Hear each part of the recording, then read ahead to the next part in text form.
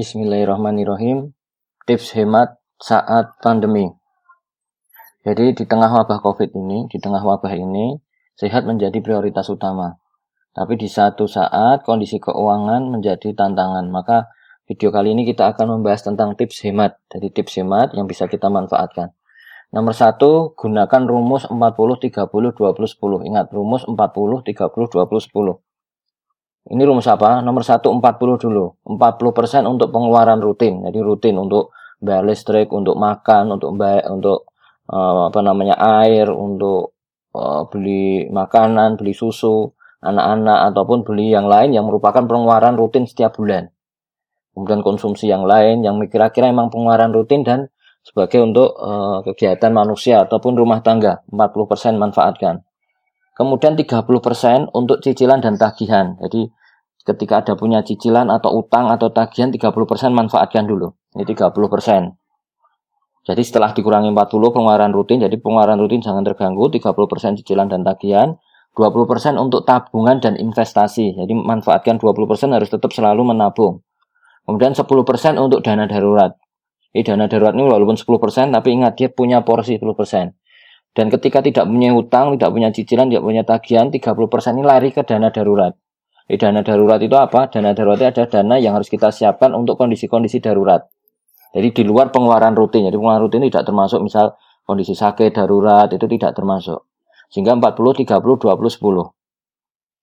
Kemudian cara mengaturnya, jalani rutinitas seperti biasanya dengan protokol kesehatan. Kemudian tidak perlu belanja berlebihan. Jadi ketika belanja seperlunya saja. Tetap sisihkan uang untuk tabungan investasi. Jadi 40, 30, 20, 20 tetap pakai. Jadi untuk tabungan investasi 20% tetap dikeluarkan. Kemudian buat prioritas pengeluaran. Pengeluaran harus dibagi 3. Primer, sekunder, tabungan. Jadi primer, sekunder, tabungan atau investasi. Kemudian buat pengeluaran kesehatan. Jadi buah-buahan, vitamin, makanan bergizi, obat-obatan. Pengeluaran. Jadi masuk di jatah untuk pengeluaran prioritas kesehatan. Kemudian catat pola pengeluaran di tiap pos. Selalu mencatat setiap pengeluaran. Ada primer, sekunder, tabungan. Kemudian ini kita bicara tentang dana darurat. Apa itu dana darurat? Itu untuk memperkokoh cash liquid. Jadi biar ada, kita punya simpanan dana darurat tidak diotak-atik. Jadi target dana darurat 3 kali sampai 12 kali pengeluaran rutin per bulan. Misal per bulan pengeluaran rutin 5 juta, berarti antara 15 mungkin sampai 60 juta. Ini harus punya dana darurat. Kemudian jika bekerja dari rumah, work from home, selama masa pandemi, dapat sisihkan transportasi untuk dana darurat. Jadi biasa di rumah, kerja ini saat ini, ataupun dulu bekerja dengan transportasi, uang transportasi simpan, larikan ke dana darurat. Jadi dana darurat kalau bisa ditutupi terlebih dahulu.